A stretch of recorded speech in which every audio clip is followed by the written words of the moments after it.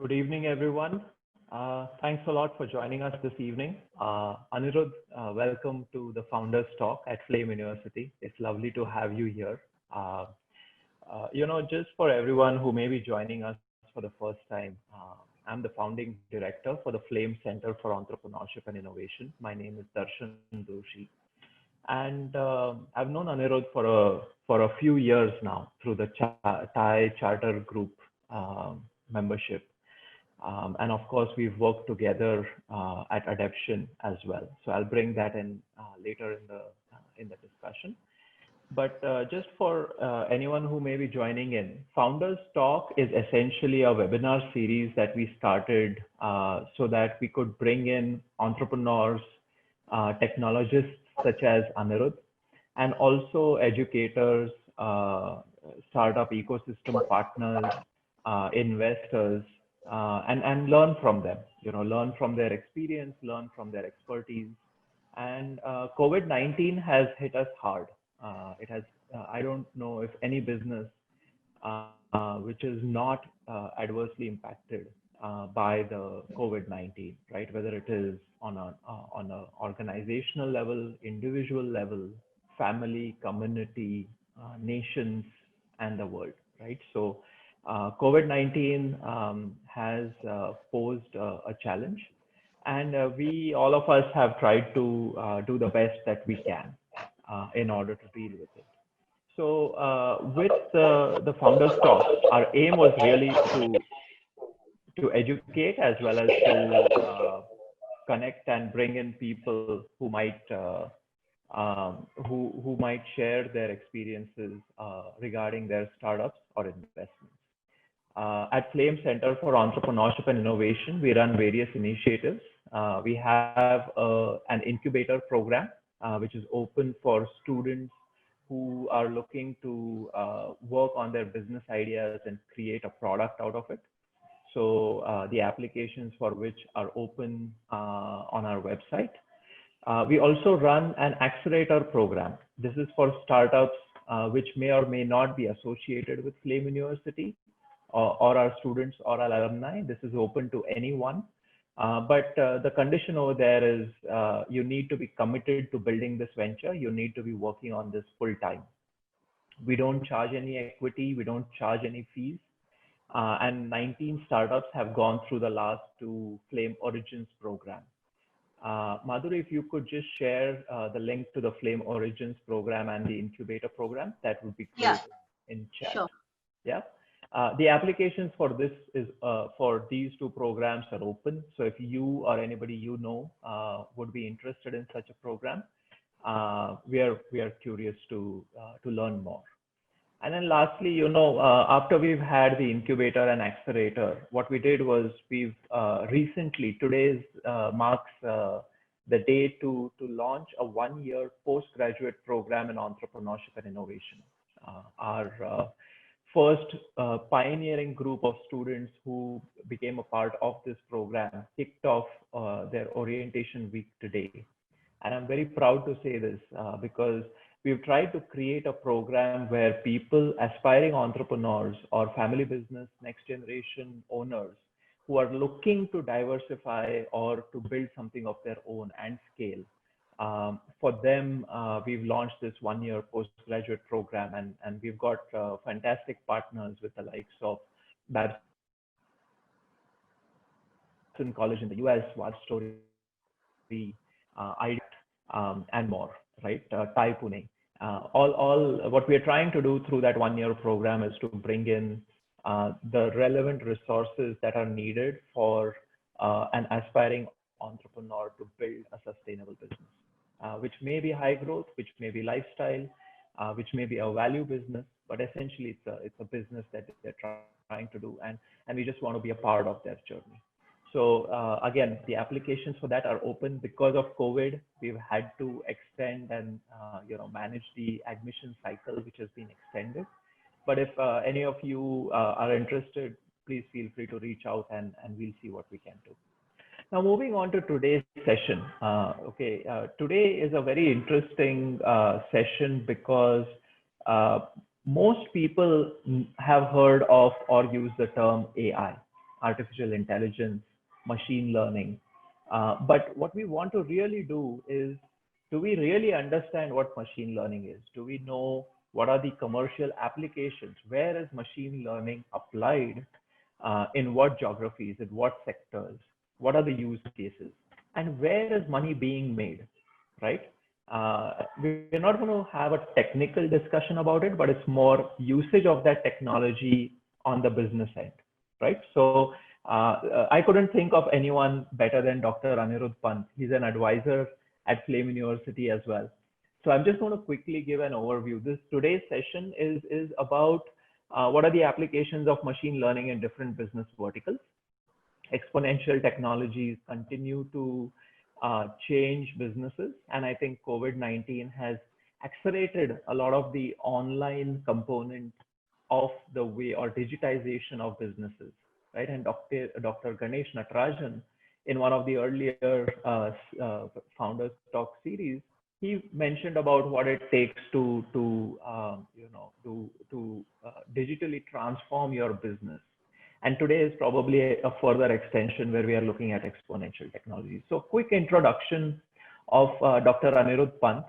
He's from Pune. He's an ML AI technology expert with a PhD from University of California, Berkeley in 2002. He has 18 plus years of post-PhD experience in application of machine learning to various domains that include finance, healthcare, manufacturing, and retail. He's developed various cutting-edge solutions ranging from developed advanced mathematics-based financial trading algorithms to leveraging machine learning techniques in AI and healthcare. His expertise lies in machine learning, optimization, and control theory. He is founder of 3 AI-first startups, that is Algo Analytics, One Stop AI Shop, A2IoT, Manufacturing AI, and Deep Tech, Radiology AI. So with that being said, I invite Anirudh to conduct this session. And for all of you who are in attendance, feel free to put in your questions under Q&A box. I'll bring those questions to Anirudh after he's walked us through his presentation, which is going to be about 30 odd minutes. All right. Thank you, Anirudh. Welcome. Thanks, Darshan. I hope you guys can hear me well. So yeah, thanks, Darshan, for that very kind introduction. And I know Darshan for a few years now, and also the relationship with Flame University is also about a year old now. And whenever I go and visit Flame University, it's always I feel bad that something like this did not exist when I was actually studying. So, kudos to Flame University for doing a great job in terms of infrastructure, as well as the great faculty, as well as these programs like entrepreneurship and innovation centers. Kudos about that. So today I will talk. So usually, whenever I give a talk, I really like to make it very, very interactive. But unfortunately, on the web, on Zoom, it's not possible to do it. So we will do this, where I will try and more or less quickly run through this presentation in next 25-30 minutes. And I would really like to leave a lot of time for question and answers, because that is where I have most fun, and I'm sure you guys will have more fun as well. So this, I sort of represent this troika of 3 companies. 2 of them are product companies, and one of them is an AI services and solutions company. Deep Tech is a product company in application of AI in radiology. A2IoT is a product company in manufacturing. And Algo Analytics is sort of, you can say, as long as it's about AI machine learning, and if there is some kind of a custom development work for any enterprise, we undertake that, and I believe we do a fairly good job of doing that particular work. And I will talk about in terms of the slides, we'll go back and forth, into various application areas. But I will talk about use cases from all these three companies. So first of all, right? I mean, what is machine learning? Machine learning, obviously, can be defined in various ways. But the way I define it is divided into three classes. One is supervised machine learning, and then unsupervised, and then this reinforcement learning. Actually, most of the commercial value, especially for enterprises, has come from like essentially a class of techniques called supervised machine learning methods. And this slide essentially tries to show, what supervised machine learning is. Frankly speaking, if you really want to look at it from, 50,000 feet, supervised machine learning is nothing different as compared to a simple regression. That I think, all of us probably have learned in 11th or 12th or, at the most in our graduation program. So where, you have a certain input features, input data, which actually we believe that it contains some knowledge, and then, you have some kind of an output called Y, which is a parameter of business interest. Regression, a simple regression problem, right? How it is defined is X is just a set of numbers. Y is again a set of numbers, or, it can be a 0, 1, if it's a classification problem. And if you are talking about simple linear regression, then this F function is actually a class of linear functions. That is how a linear regression or linear classifier is defined. Now, what modern development in machine learning has done is, instead of X being this just a set of numbers, basically a tabular data, and Y being again a set of numbers, you have a complete freedom in terms of what objects could be there in these sets called X and Y.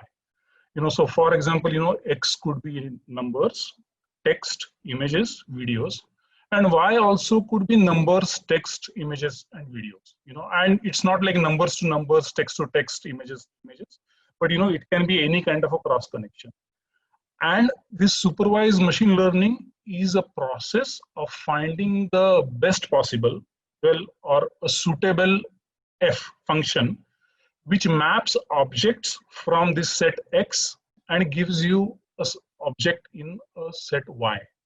And then you have a lot of data, which is historical data. And you have a lot of data in terms of these pairs called X1, Y1, X2, Y2 to Xn, Yn. Using these historical data, you apply various methodologies, linear regression, deep learning, machine learning, random forest, whatever technology you want to apply to that. You apply that and then find this mapping which takes objects from X to objects from Y. And once you find this good mapping, it does not only a good job of doing it on the objects from the training data, but it also does a good job for some completely unseen data set. So so a new data set which actually is a bunch of X, which belong to this a large set called X. If you feed that to the function F, it will give you some output called Y, and that output is of interest. So for example, in radiology, X could be a chest X-ray, just a pixel, M by N pixel map of chest X-ray. So the data type is image, and Y is a radiologist diagnosis. So that radiologist diagnosis could be a categorical label, whether this person has a pneumonia or doesn't have a pneumonia, or if that person has a COVID, for example, currently that's a season, right? So whether that person has COVID or doesn't have COVID, or it could be something more complicated like a text report. So for example, if you have ever gone your radiology scan done, you see that you go through the machine, and then at the end of your examination, maybe few hours later or a few days later, you get a report which actually is written by a radiologist. So can you actually define a function and identify a function which takes an image map and then converts into a text report, which is generated by a radiologist. So these are the kinds of problems which we are looking at. And then, again, you have, all of us have used probably Google Translate. So over there, what happens is X is a text in one language and Y is an equivalent text in another language. So, so training data would be, like, for example, simplistically speaking, what Google does is, like, there is a lot of literature which is, in many languages. So, so Google will take literature, a set of literature from one language and the other language, and then use this sequence from X1 to Y1 to train the neural network, which will be the function mapping F.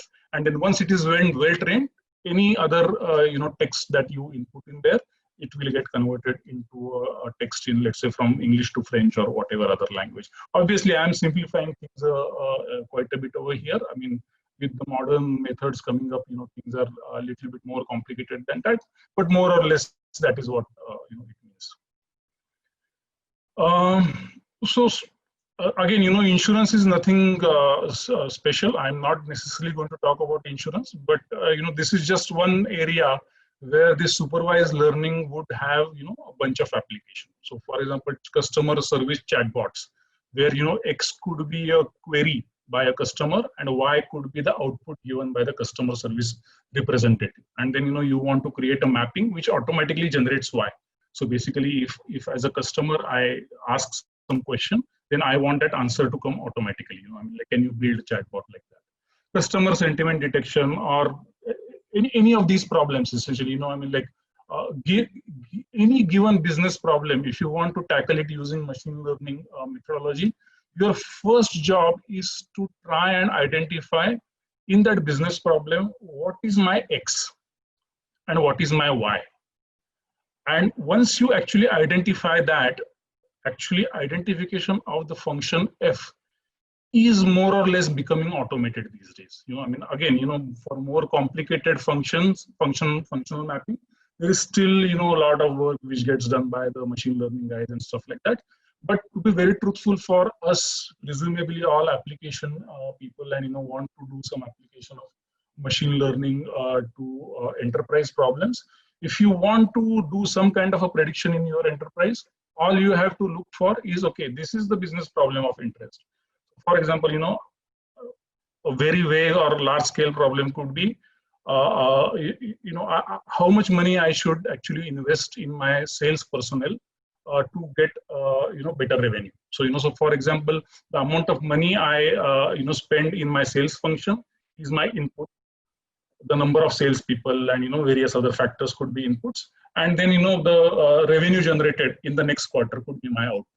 So so if you have this kind of functional, then you will be able to build a model around that. Unsupervised, again, as soon as it becomes unsupervised or the reinforcement learning, the number of applications reduces, because there really are very few commercial applications of those techniques. They mainly serve as a supportive technique to the supervised learning. But yes, unsupervised learning, customer segmentation. So if you have a bunch of customers and you want to explore whether they actually fall into some natural categories of customers. So so some customers who are high value, some customers medium value, low value, those kinds of segmentation if you want to actually explore in a natural way. Data visualization is again an unsupervised technique. Also, one area where unsupervised, or these days it is getting called self-supervised learning. Text analytics is becoming, is using self-supervised learning quite a bit. You guys must have heard about, BERT by Google, which is a model for language processing, or recently GPT-3, came up, and there was a lot of, news around that. All these models are essentially the baseline technology is called transformer networks, and those transformer networks are essentially a self-supervised process learning various things about language, and then using that to solve various text analytics problems. Reinforcement learning, again, it is somewhere between unsupervised learning and supervised learning. Here you don't really get to measure the output, but you get to measure some effect of that particular output. So, for example, robotics actually has a lot of application in there. So like something goes and goes very close to the wall, then the robot hits the wall. So so then you give a sort of a negative reward for that particular activity. And then using again this reinforcement learning actually needs a lot of data set. It actually has it is seeing most of its application. It is seeing in the gaming space, and that is where most of the applications are seen, because gaming is where you can simulate things quite very easily. In the real life you cannot really simulate things. So for example, if you want to use reinforcement learning in your automated driving, right, you really can't do it in real life and crash your car 10,000 times and sort of learn from that what like if I do this, then I tend to crash my car. You cannot learn that. But if you build a simulator for your car, then you can crash it hundreds of times over there.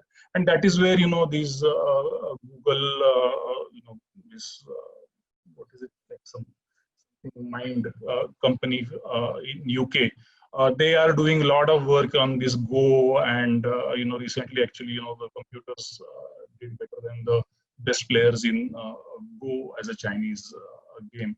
And they are able to do that because essentially what happens is you actually create some situation where you create two machines, and then those machines play against each other in a simulated environment. And then because of this they can keep getting better with each other's thing. So it's very useful in the gaming scenario, but not too much applications in real life as yet. Now here I would like to sort of give a feel. Actually, this is my opinion. Again, it may not be reality, but it's a reality sort of as seen by me.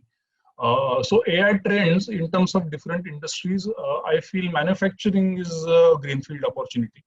But at least in India and possibly outside India also, it's quite challenging.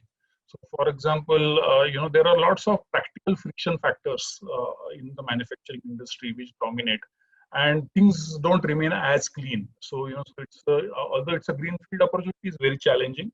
And also in India, generally, it's actually not a very paying kind of an industry. Their margins tend to be very low, so it's very difficult to make a business in manufacturing, in India as far as AI applications are concerned. Banking, financial services, probably best suited.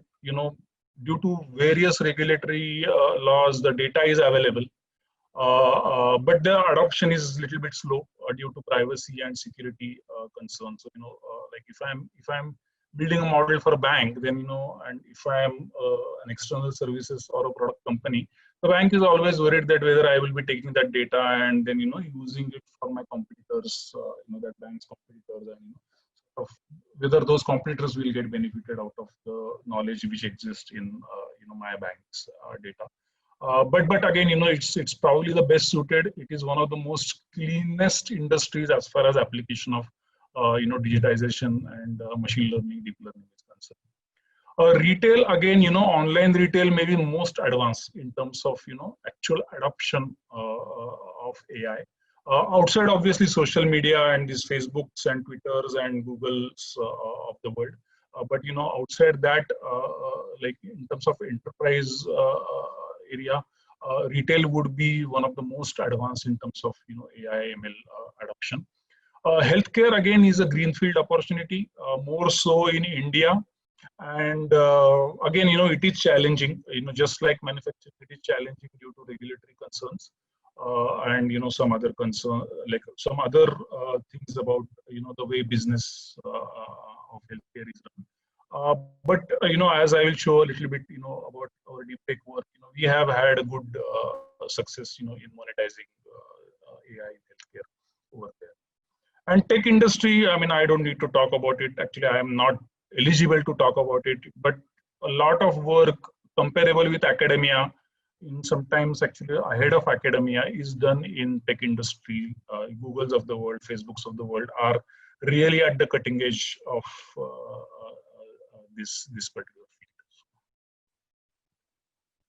I will sort of, I mean, again, as I said, apologies, I will jump around in various applications, but that I have done it purposely just to give you a feel of this one-stop AI, like, all kinds of AI problems getting solved. So in Deep Tech, we are actually building a radiology platform. And that radiology platform is essentially what it does is it takes images from either hospitals or in some cases public screening from mobile vans, X-rays and CT scans and MRIs obviously from hospitals as well, and then those come on the radiology platform, and then we have built AI components on that particular platform which automatically identify and localize different diseases, a bunch of diseases which I will show on those scans, and not only identify and localize those diseases, but also create a report automatically out of that. And then this whole end-to-end output of the AI machine learning algorithms is shown to a human expert radiologist, and then that expert radiologist confirms that, or changes that if the AI has gone wrong, and then submits it further. And this is where a couple of things happen, right? One is we get saved from a regulatory sort of bottleneck perspective, because in healthcare anything automated and anything AI actually has an extreme scrutiny from a regulatory perspective. Second thing is, we do not want to actually say that, the AI is completely automated and it can replace a radiologist, because that's not the truth. I mean, I'll talk a little bit about that, but it's just not possible for today's AI to do a job as good as a radiologist for all kinds of data. And third thing is, using this particular process, we are able to use the information which is given by the radiologist and feed it back to our AI algorithm. So, so that is where, this particular feedback loop actually works. And, that's how we, improve those algorithms. And this sort of shows, things, what I just said in a pictorial way. We have our Deep Tech cloud. This is an hospital where, a small software is installed on their machines, which takes scans from their scanners, pushes it on the Deep Tech platform, or same thing happens from the mobile vans in case of population screening. Then, various algorithms are run, and, this is how it sort of looks, where, a scan comes on this and it immediately gets triaged, and it immediately shows, which of the scans might actually have some problem in those. Not only a triaging is done, but it also indicates on that X-ray where the pathologies may be present, using these bounding boxes. And using all this information, it also generates this report automatically. Now, what happens, a radiologist opens this scan. As soon as the radiologist opens scans, this is the screen which is shown to the radiologist. Radiologist looks at, this, if he or she agrees with the diagnosis, then, all that radiologist has to say is submit.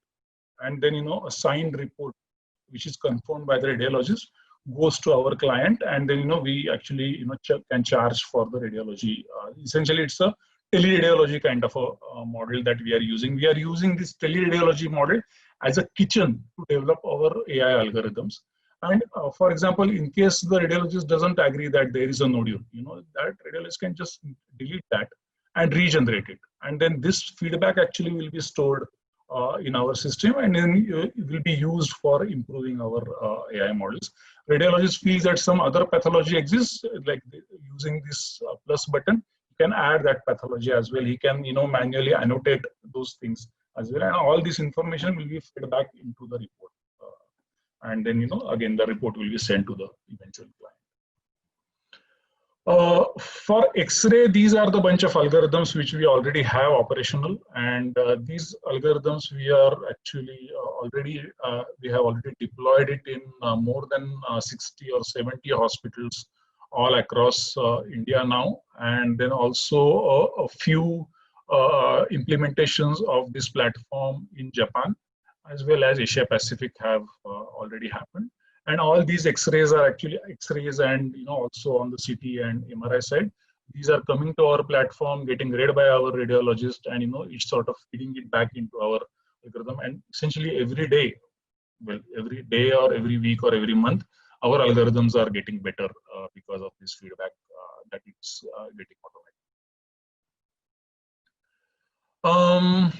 So yeah, so this sort of shows the life cycle of a new algorithm. What happens is using whatever data you have, or from open source or whatever, you develop an algorithm, and then you try and see how that algorithm works on the real life cases. And invariably, actually, you will find that it doesn't work very well. And I will give you the reason for that. Then, our radiologists, using this feedback loop, actually, keep on improving that algorithm.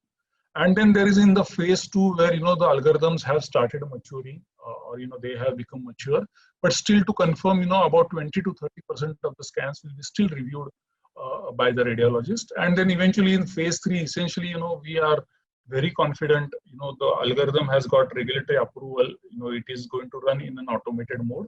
And but we still continue to actually do audit of about 5% of the scans, so as to take care of any distribution shift which may occur in the data, and I'll talk about that next. This again, I will not. This essentially sort of shows like how from phase 1 to phase 3, basically, your performance keeps on increasing, and then eventually we sort of run something called a Turing test for our AI algorithm, where what we do is we pitch our AI algorithm. Basically, we take some data, let's say 1,000 X-rays, and then we give that 1,000 X-ray data to, let's say, 3 radiologists, and the 4th radiologist will be our algorithm. And then, a 5th radiologist will be looking at the, outputs from all the 3 radiologists, as well as this 4th radiologist, which is an AI radiologist. And then if that 5th guy actually cannot differentiate between the output from a human being versus the platform or the AI algorithm, then, we would say that, that particular algorithm has passed the Turing test and then it's sort of ready to be deployed. So this is again, this is actually applicable for all kinds of AI models, but especially for medical data, it is extremely serious problem. And you guys must have seen that when the COVID actually came through, right? There were like a slew of people, IITs and colleges, and couple of students from colleges building algorithms, and like claiming that they are able to actually do 99% accuracy and this and that. But frankly, actually, reality, unfortunately or fortunately, is not so simple. Because what happens is, you build a model in your laboratory, or, basically computing lab, and then that model will work well for the data on which you actually have built that model. But whenever you actually start getting data from multiple different sources, the data actually looks very different to the computer. And there is no way, this is what I have tried to show. This is the distribution, pixel intensity distribution of these 3 images, which are all 3 chest X-rays from 3 different sources. And this is how they look to the computer.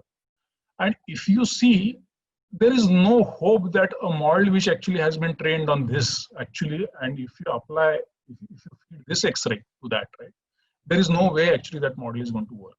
And frankly, this is very hard for humans to understand, because a radiologist is shown this X-ray or that X-ray, radiologist is able to do a great job, but the model will not do the great job. So, so from that perspective, this is called domain shift. So domain shift becomes extremely important for, medical imaging kind of stuff. And that's why, it really takes a few months to develop an algorithm which is robust enough. And you have to go through the cycle of phase 1, phase 2, phase 3 before you can start claiming that, my algorithm actually works, on the data from wide. Now I'll talk a little bit about, algo analytics, where, we are, as I said, we are enterprise data analytics company. where essentially, we have done work in manufacturing, banking, financial services, retail, healthcare, legal, IT networking. We have done work, from all over the globe, actually. USA, Japan, Asia Pacific region, Australia. Uh, and essentially the way we see ourselves, right, we are one-stop AI shop. So essentially, if you have some data set from which you would like to glean some information, knowledge, right? We are the people for you. So, so we actually know how to analyze audio data. We know how to analyze video data, text data, email data, contracts, any kinds of data. Essentially analyzing that data, gleaning the signal out of that data and using that signal, possibly combining it, the signal from multiple different types of data sets and combining it to make it available for a decision support for management is what we, what we have done. And in last 3 years or so, where we have been in existence, we would have done more than 100 implementations across all these industry verticals. I will not actually go through this, but this essentially tries to show, like over here, the kind of slicing of the projects I have done is, a project with computer vision as the main application. And then, we have done in many domains, we have done some work in retail domain. We have done some work in manufacturing domain. We have done some projects in banking, financial services. And then obviously, many projects which actually cannot be sort of, so clearly categorized into one or the other industry. So these projects are there. Again, most of these projects are available for you to actually play around with and see, on our website called onestop.ai. Feel free to visit those and play around with those. If something goes wrong, let me know. Then that way I can fix it as well. But this is something which is available for you to play around. These are a couple of things which we are, I just wanted to show, end to end what kind of power an AI machine learning algorithm can provide. I have always wondered that these, like every business has this CCTV, right? Or many households also have CCTV. Many, streets also have CCTV these days, in the smart city initiative. But what we have seen is if something goes wrong, right, there is always a post facto kind of an analysis. So what happens is, let's say a robbery happens at my place. The police are going to come and, they are going to see the data, like the, CCTV data from last couple of days. And then, they are going to try and identify that. But can we build an algorithm which tries to identify that something abnormal is going on right now, in a video? And, can we try and highlight these things in real time? So that's the product which we are working on right now, and we are getting fairly interesting results on that. And soon we would have a deployment, somewhere. I don't know, maybe the pilot deployment. I might do it at my home, or I might do it in one of our partner factories. Of course, this is not. We are not the only people who are doing it. There are companies who are actually working on this stuff. But most of the companies which I have seen, are tackling very specific problems, like finding anomalies in the ATM machine scenario, something like that. But what I want to do, whether possible or not, we'll find out. But what I want to do is, given any data, any CCTV feed, if I give you enough normal data, then you should be able to tell me if something odd is going on. So, for example, if a human being, finds something suspicious, oh, this is something which is really odd, then a machine learning algorithm should also be able to find that. So, and we have tried it on, various different sort of, videos, and we seem to be getting fairly interesting results on that. So there is an accident which gets detected in real time. Obviously, this is very easy. Volcano eruption gets detected in real time. It identifies when a train is passing or not passing. There is a video where if a traffic jam happens, it gets detected as an anomaly, and various other videos like that also.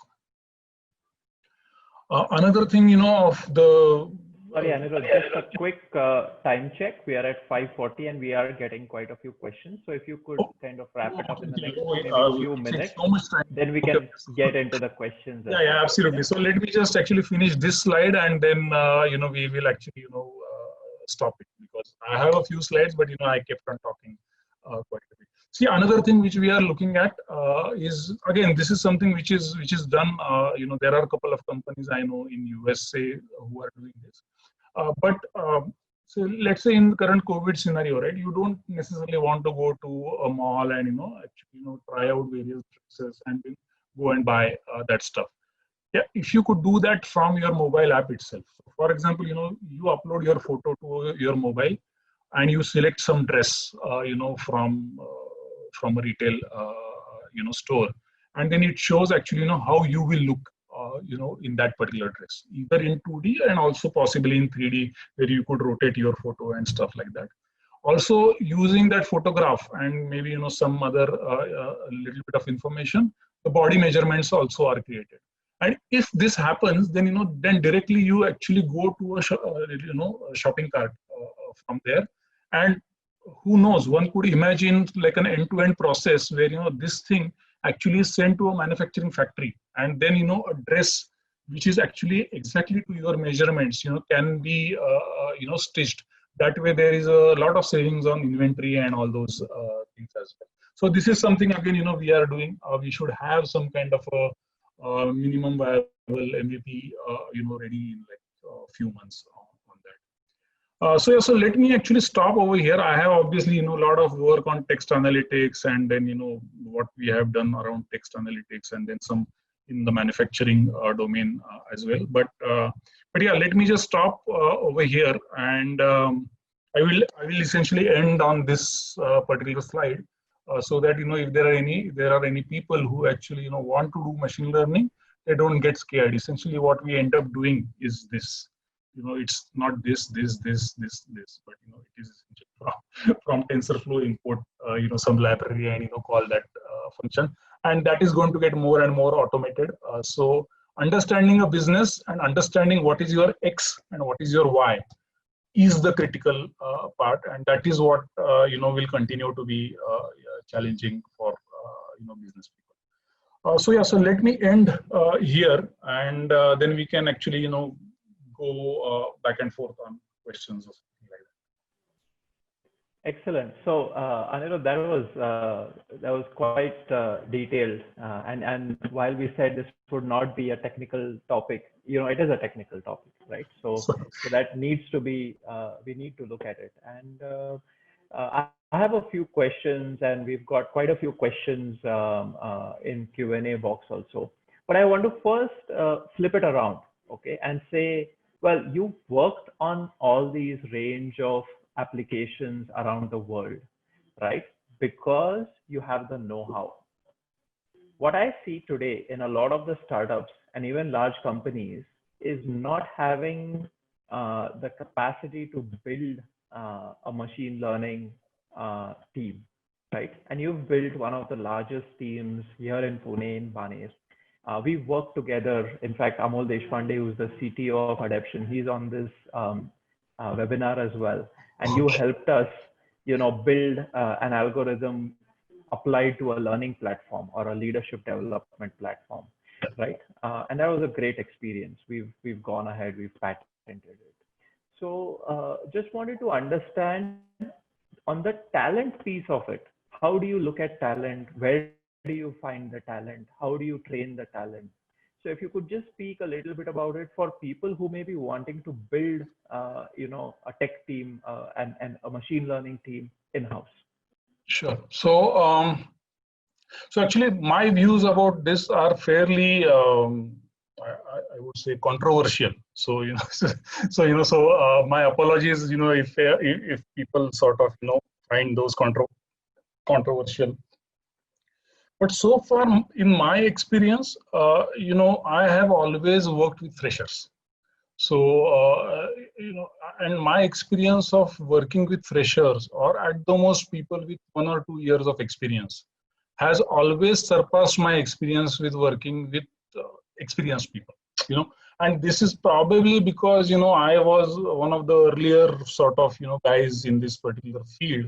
So at that time, people just were not there who actually have relevant experience. I mean, like, so if you get a resume, which shows like, 3 years of experience, 5 years of experience or something like that, that is more than likely a resume which actually, has a business intelligence kind of experience, which has been sort of, tweaked into a machine learning, artificial intelligence kind of experience. So to answer your question specifically, if somebody wants to build an internal team, they need an internal champion, who, so at least that is how I have done it. Internal champion who actually is a good manager and also a good data scientist.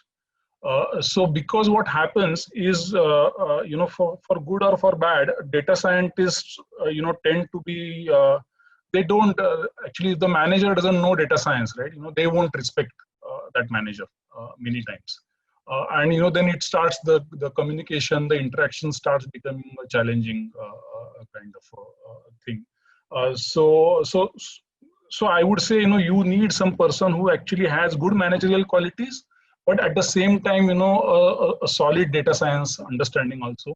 And obviously such people are fairly rare. And that is why actually, you many times see that people try to build these internal teams, but, they are not very successful at it. At least so far it has happened. Now, as the number of data scientists keeps on growing and growing more, right? As number of years are passing, it is becoming more and more easy to actually, find those people who actually have done relevant work. So, excellent, thank you. So here's a question from Sumed Mane. AI, machine learning, data science, analytics are highly popularized words, especially in the last 5 years. Right? It's also questionable how many of them actually do what they say, right? And today I think most startup pitches you'll hear AI or computer vision or something or the other being put in. So the question is, when an organization or a team says they have AI capabilities, what follow-up questions could be asked to check whether they are actually true and actually using, right? AI. Okay. So I would obviously, like if I want to ask those questions, then I would sort of go into details of, okay, what kind of platforms are you using, or like what kind of neural network architectures you have worked on, and what is the benefit of one architecture against the other architecture. So frankly speaking, I don't consider myself to be a hands-on data scientist anymore. Like I don't code myself. But questions at this level, at least I am able to answer, and somebody who is hands-on actually should definitely be able to answer those questions. So if the answers come that, okay, I call this function from Azure Stack, then that these people are not actually somebody who can actually do their own coding, but they will essentially be only calling functions which are available on AWS or Azure or Google platform. And nothing wrong with that. The more and more people are moving towards those cloud platforms. And if you have a problem which actually fits in sort of standard format, then using these cloud algorithms may be a good way to go. So. Okay, here's a question from Subhash Bal, right? I essentially, I think the essence of this question is accuracy, right? And I'm curious to learn about your answer. If radiologists have to look at the auto-generated report every time in deep tech, could you please explain the real use of AI-based radiology, or eventually the algorithms will become 100% accurate? Is that even possible? So just want to understand your thought process of accuracy and application. Okay, so this is a very interesting question, right? 100% accuracy actually doesn't exist, even among the radiologists. So, if you actually give, let's say, 1,000 scans to 2 radiologists, there will be immense amount of variation in terms of, what they come out, as their diagnosis, on those scans. So that is why I sort of, briefly or very quickly mentioned about that Turing test. where I actually have a data set of 1,000 scans for a given pathology, whichever pathology I'm building a model on. And what I will do is I will give those 1,000 scans to 3 radiologists. They will have their own predictions, and my algorithm will be the fourth algorithm. And now, using these 4 predictions, if somebody can identify which is the AI algorithm because it is worse, right? Then then that is still worse. But if a layperson or a data scientist or a radiologist is not able to identify which one of this is radiologist and which one of this is AI algorithm, because all of them, some people have, some radiologists have gone correct on some of them, some radiologists have gone some wrong on some of them, and so basically overall performance actually is comparable. Then then the algorithm is sort of ready to be used in prime time. About the reporting stuff, right? Actually, what we have seen is once we actually take the whole end-to-end process, we have seen radiologist efficiency improvement of anywhere from 3x, 3.5x to 9x. Basically, the same radiologist is able to generate 3 times more output using this end-to-end system that we have developed in the hospital case scenario. And in the public screenings case scenario, that radiologist is able to do almost 10 times the work what he would do without using our platform. So so in terms of productivity, it is like really very high. And then in some cases like tuberculosis and some other consolidation, pneumonia, etc. Now our algorithms actually are comparable to the radiologist, the expert radiologist algorithms. And then it becomes a legal tussle in terms of whether to deploy it automated way or not. Like it is not no more a technology problem, but it is more of a legal problem. So. Excellent, fantastic. Thank you. You also mentioned about use of machine learning in applications and the commercial aspect of it, or customers or companies paying for that solution in India in manufacturing as a whole, right? Our next session on Saturday is an IoT startup called Datus, and that got acquired by Plex. But again, most of its customers were in the US or Europe rather than India. The development team was in India, right? So this question by Tarun Kohli is, in the current scenario in India and over the next 5 years, how do you see machine learning or AI applications to be used within India by Indian businesses? Can people make money of this within India if someone were to do this? So for manufacturing as well as healthcare, again, this is a very biased view. So, and I'm not expert, I am a technologist at heart. I wouldn't say my businesses are like very highly profitable. So from that perspective, take it with a pinch of salt.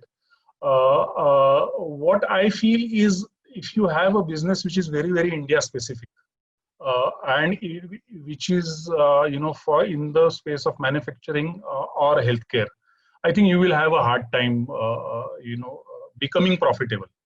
Again, that doesn't mean, these days we know, right? Being profitable is not necessarily the criteria for a company to become successful.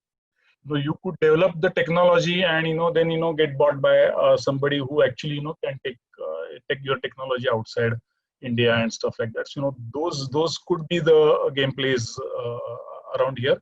But creating a company which is very India specific and making it into a organically grown sort of a profitable company in these things might be a really uphill battle in my opinion. Excellent. Here's a question from Manas Sambre. Looking at the recent developments in frameworks such as GPT-3, how do you see the future of data scientists in the next 5 years? Do you think the majority of their jobs actually will be taken over by AI itself? Yeah, actually I do. Of course, if you really see the penetration of AI machine learning also is not that much in many industries. So there is still a lot of work to be done. But I do feel that the core, the so-called high-end, work of algorithm building will sooner or later get more commoditized. The work of a data engineer, where you look at that dirty data and sort of massage that data and bring it to the in the shape that it can be fed to an algorithm, that will continue to actually survive and thrive. But the actual process of building that small f function of mapping, that will be taken care by many automated algorithms over a period of time. And again, that this is true for data engineers and machine learning guys. Data science, I would say, is slightly more than just machine learning. Data science actually also involves understanding of business. So basically, given a business situation, talk to a CEO, and based on whatever that CEO tells you in 5 minutes, can you actually create a machine learning problem which will solve that CEO's issues?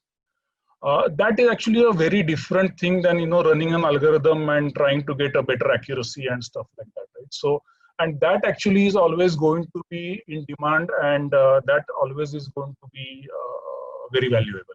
So somebody who understands the business, what business owner is thinking and saying, and then converting that into a mathematical framework is something, it's golden actually. Excellent. Here's a question from Cornelia Hydra. What do you think of YOLO object detection? Is it a faster and better algorithm than CNN and RNN? Also, can you suggest some algorithm that you guys use to get optimal accuracy? If you want to take this offline, we could take this offline, or you could answer it now. However, I could quickly answer it. YOLO is good. Like we use YOLO, and we have used YOLO for some of the stuff, object detection stuff that we have done as well. I don't know whether we have tried. YOLO has now become a little bit weird because I think other owners have taken it up, and then every 2 months somebody is coming with a new version of YOLO, and they claim to be better than the previous version. But it's fast and it is very good. So we have used it. I wouldn't say necessarily it is the best thing around, but if you want a fast result, then maybe YOLO would be a good starting point for you. CNN, RNN, that question is very different. CNN is a more broader framework. RNN again is a broader framework. YOLO is a very, very specific package that we are talking about. So it's not comparable. So. Excellent. Here's the last question again from Tarun Kohli. A lot of the startups without tech background or in non-tech domain hire experts in such domains for which they don't necessarily understand much by themselves except the use case, the application part. Are such services available on freelancer basis by a group or people? And here's, I guess, where you talk about algo analytics. Yeah, absolutely. So algo analytics, I would say, is one of the, well, it may or may not be, but it's at our size, I think, fairly unique organization where we are focusing really on the core algorithm building part. And we definitely, want to work with, small as well as large companies to actually solve those very core problems. Usually what happens is, the initial work actually, gets done from us. And then, as it becomes more productionized and stuff like that, generally, companies want to have their own control internally. So, so they will sort of have their own internal team as well for that, but we can continue to support. In fact, actually, we don't mind actually helping another company to create an internal sort of team as well. Like some kind of a build, operate, transfer kind of a model also would be okay for us to look at. So. Excellent. We are at 6 o'clock. This has been a fantastic session. Thanks a lot for all your questions.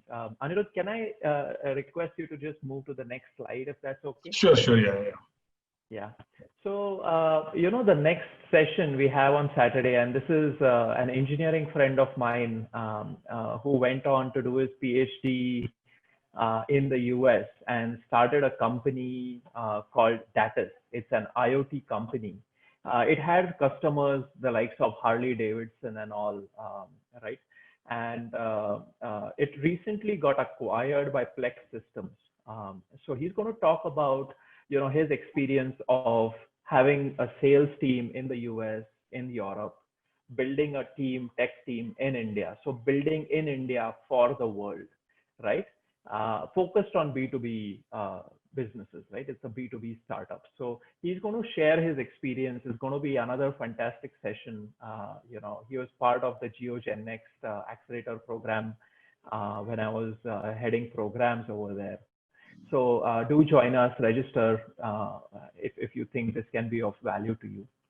Anirudh, thank you again for taking time off your busy schedule. I know a lot has been happening. Congratulations on the success of Deep Tech. Looking forward to seeing much more, the good work that you've been doing in the healthcare space, given the tough scenario that we are in with COVID-19. So congratulations for that, and looking forward to staying engaged with you. Yeah, absolutely. Thank you, Darshan, and thank you, Flame University, for inviting me. And I'm sure we will continue to meet up in future as well. So. Sure. All right. Good evening, everyone. Take care. Be safe. Bye-bye.